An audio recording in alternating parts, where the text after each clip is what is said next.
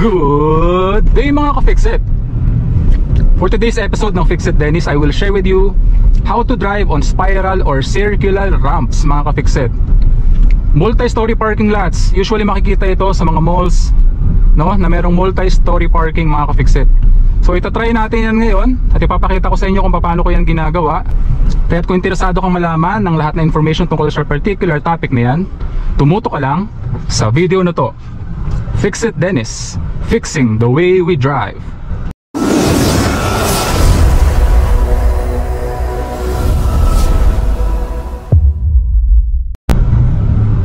So nandito tayo ngayon sa SM Palapala sa mga nakakaalam sa lugar na ito. So multi-level story parking ito mga ka-Fixit. So papasok tayo ngayon dito sa parking.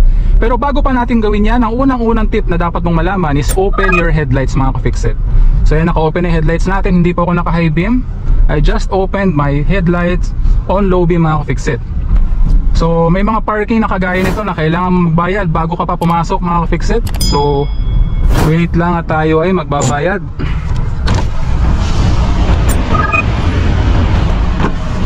Wow naman! Wow! Wow! Thank you! Thank you! Okay mga ka-Fixit, so nakabayad na tayo at tayo magpo-proceed na. So para makaproceed, baba natin ating handbrake, clutch all the way down, first gear, gas, then clutch to the biting point at tayo makakaproceed na. So dyan papasok ang ating tip number 2 mga ka-Fixit, which is use lower gears. So preferably first gear mga ka-Fixit sa ganitong klase ng mga spiral parking, no? First gear would be enough to give you that particular torque or enough torque para maparangkada mo yung iyong sasakyan ng tama at a very slow speed sa mga ganitong spiral ramp. Dahil mas magiging manageable po ang ating sasakyan kapag tumatakbo po tayo ng slow speed lamang mga ka-Fixit. Okay? So we're through to the first level mga ka-Fixit. So bago tayo pumasok dito sa second level ng spiral ramp na ito mga ka-Fixit, tip number 3 mga ka-Fixit is keep your constant speed. So keep your constant speed mga ka-Fixit, ibig sabihin panatilihin mo ang iyong speed sa tamang level. So we're going up to 10 kilometers per hour at this rate. So pananatilihin lamang natin yan mga ka-Fixit. Okay, 10 kilometers per hour lamang mga ka-Fixit, kasi changing your constant speed will affect your steering. So magbabago-bago din yung pag-steer mo sa iyong sasakyan pag binago mo yung speed na yan. Okay?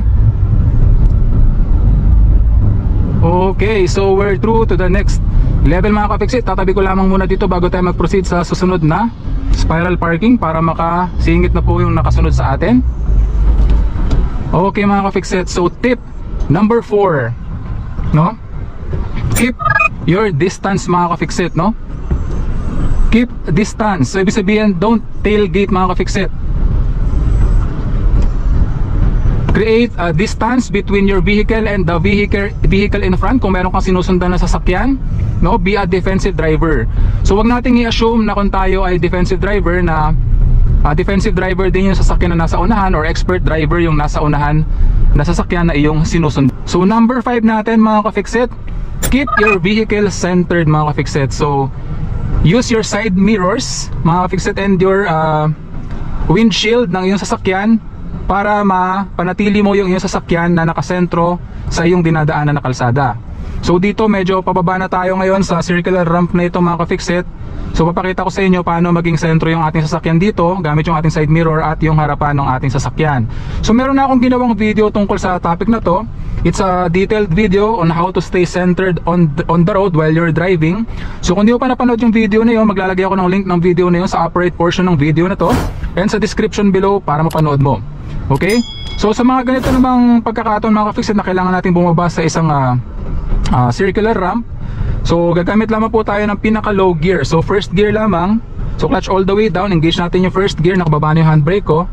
So gas up to 1,500 RPM, then clutch to the biting point. Ayan, para umarangkada yung sasakyan. So bibitawan ko na yung clutch at this point mga ka-Fixit, at gagamitin natin yung engine brake ng first gear. Ayan, it's a very manageable speed mga ka-Fixit, saktong-sakto lamang. hindi masyadong mabilis at namamanage ko ng maayos yung ating sasakyan. Kita nyo, hindi po ako nagbibigay ng gas mga ka-Fixit, pero pagkakailangan magbibigay po ako. So engine brake lamang ng first gear ang ating gagamitin. Yan. So 10 kilometers per hour lamang, it's a very manageable speed at it's a very constant speed mga ka-fixit, no? At namamanage ko ng maigi at maayos yung ating manibela. Kung ilalagay ko sa second gear yan, masyado pong bibilis yung takbo ng ating sasakyan at mas mahihirapan po tayo na i-steer ng tama yung ating sasakyan. So 10 kilometers per hour lamang, ililimit ng ating engine yung speed ng ating sasakyan at 10 kilometers per hour dahil tayo po ay naka first gear. Kung lumampas man po yan ng konti, konting-konti lamang po mga ka-fixit.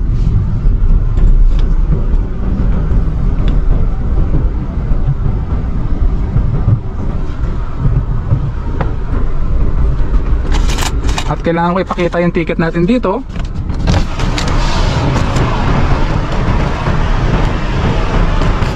Thank you.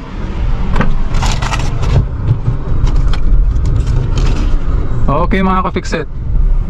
So naka first gear pa rin ako.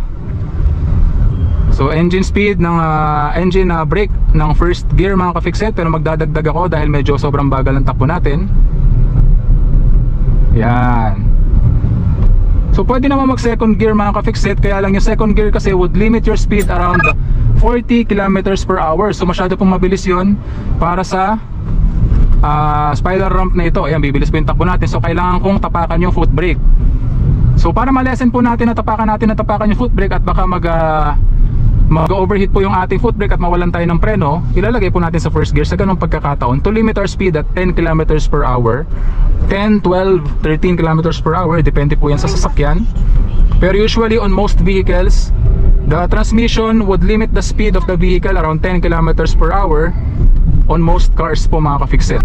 So another tip nga pala mga ka-fixit, kapag ka ganito na naka-open na yung headlight natin, maganda kung super or heavy tinted yung mga windows na iyong sasakyan, ibaba mo yung windows na iyong sasakyan dito sa driver side and sa passenger side para mas makita mo na mabuti yung iyong side mirrors kasi medyo madilim po dito.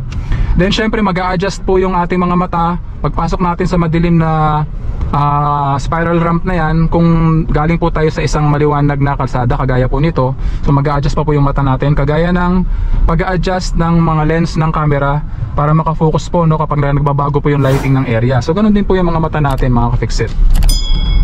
Okay?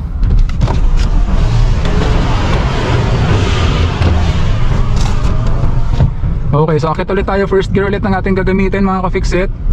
So yung tip number 5 natin, no, keep your vehicle centered mga ka-fixit. So use the side mirrors, no. Kung mapapansin niyo, ayan, may enough distance tayo sa gilid ng kalsada, and then keeping ourselves centered dito sa kalsada na ito by focusing on the windshield. Pero at times nag-glance din ako sa ating side mirror para makita natin yung distansya natin sa gilid. Ganon din dito sa passenger side, yung door mirror natin dito sa passenger side, makikita mo rin yung distansya mo sa gilid ng kalsada. Okay? So meron akong ginawang video tungkol dyan sa how to keep your vehicle centered on the road. So maglalagay ako ng link ng video na yon sa description ng video na to and sa upper right portion ng video na to para mapanood mo. Maganda yung video na yung ka-fixit, detailed yon kung paano magiging sentro yung ating sasakyan sa kalsada. Okay? So eto naman ka-fixit, very important yung ating tip number 6, learn how to use uphill start mga ka-fixit. So yung uphill start mga ka-fixit, merong iba't ibang approach yan when using the handbrake, no? Kung hindi ka pa masyadong sanay using the handbrake, uphill start, pwedeng gas then clutch, clutch then gas, or pwede din naman na foot brake lamang yung iyong gagamitin, clutch then gas or gas then clutch. So meron akong ginawang detailed video tungkol dyan sa uphill starts. Kung di mo pa napanood yung video na yun, maglalagay ako ng link ng video na yun sa upper right portion ng video na to and sa description below para mapanood mo. Detailed video yun mga ka-fixit para matutunan mo ang tamang pag uphill start depende sa situation mga ka-fixit. Okay? So gagawin natin yan dito sa spiral ramp na ito para makita nyo mga ka-fixit. Antayin ko lamang na medyo mag-clear up yung traffic kasi po delikado po nang gawin natin yung pahinto-hinto dito sa spiral ramp na maraming sasakyan. Okay mga ka-fixit, so gawin natin yung uphill start dito mga ka-fixit sa spiral ramp na ito mga ka-fixit.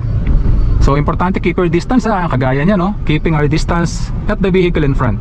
So halimbawa lang mga ka-fixit kagaya niyan, huminto siya. So kailangan na natin huminto. Anong gagawin mo? Nabitin ka mga ka-fixit. So pwede kang gumamit ng handbrake, no? Naka first gear ako ngayon, naka handbrake ako. Give it gas 1,500 RPM or 2,000 RPM, clutch to the biting point, then bitawan mo yung handbrake para makaproceed ka. uphill start using the handbrake mga ka-fixit, gas then clutch method po yun mga ka-fixit. It's very effective mga ka-fixit, lalong lalo na sa mga ganitong pagkakataon when you are a beginner driver at nabitin ka sa isang spiral ramp or uphill na kalsada mga ka-fixit. Okay, so ngayon naman mga ka-fixit, gagawin naman natin yung uphill start not using the handbrake. So let's assume na you are you're Bola lang yan. let's assume na meron ka ng kasanayan sa pagmamaneho mga ka-fixit at kayang-kaya mo nang gawin yung gas then clutch method na ang gamit mo lamang ay yung foot brake mga ka-fixit, na nag-uphill start tayo na hindi na tayo gagamit ng handbrake. Ito yung dating tinatawag ko na ninja moves, pero ngayon ang tawag ko na dito ay gas then clutch method, no mga ka-fixit, kasi very inappropriate yung tawag na ninja moves para sa mga ganitong tutorial videos mga ka-fixit. Okay, so gawin natin yan mga ka-fixit, gas then clutch method without using the handbrake, foot brake lamang mga ka-fixit. Okay, clutch all the way down, first gear, proceed tayo dito sa spiral ramp na ito, wala naman tayong kasunod. So let's assume na napahinto tayo dito dahil huminto yung sasakyan na nasa unahan. Okay, so first gear pa rin tayo, gas then clutch method, yan. So makakaproceed tayo mga ka-fixit. Ulitin ulit natin, hinto tayo dito. Ayan, hindi ko na dinidisengage sa first gear yung ating transmission, na naka first gear pa rin tayo, naka-hold ako sa ating clutch all the way down and brake pedal. So gas then clutch method, yan.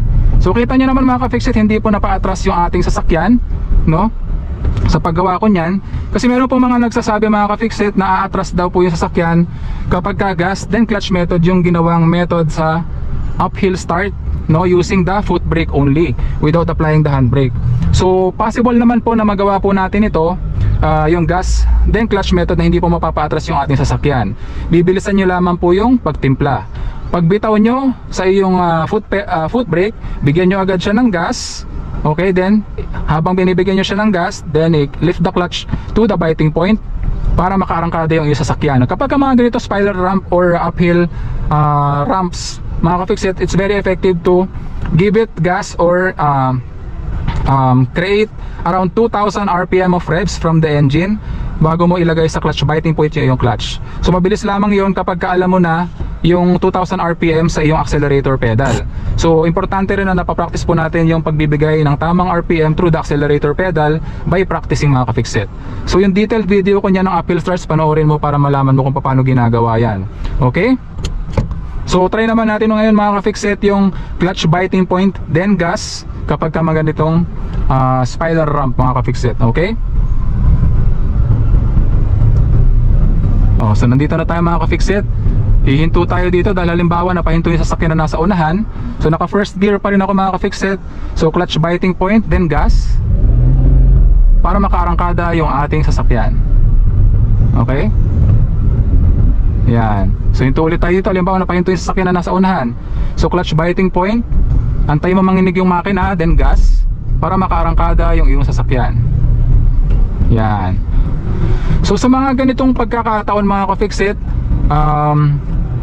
I prefer using the gas then clutch method compared to the clutch then gas method mga ka-fixit, no? Kaya yung gas then clutch method po yung aking ini-endorse or yung aking pong pinopromote sa channel na ito, no?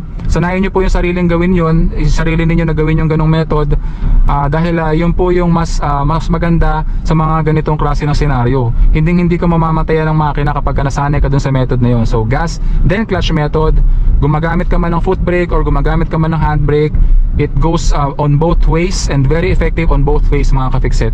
Okay, so sa mga ganitong klase ng pagmamaneho mga ka-fixit, spiral ramp, circular ramp mga ka-fixit, uphill man yan or downhill, palagi mong tatandaan na walang sino man ang pinanganak na magaling. Kailangan natin sapat na panahon at pagsasanay upang maging magaling tayo sa anumang bagay. So huwag kang kakabahan sa mga ganitong klase ng senaryo dahil magagawa mo yan.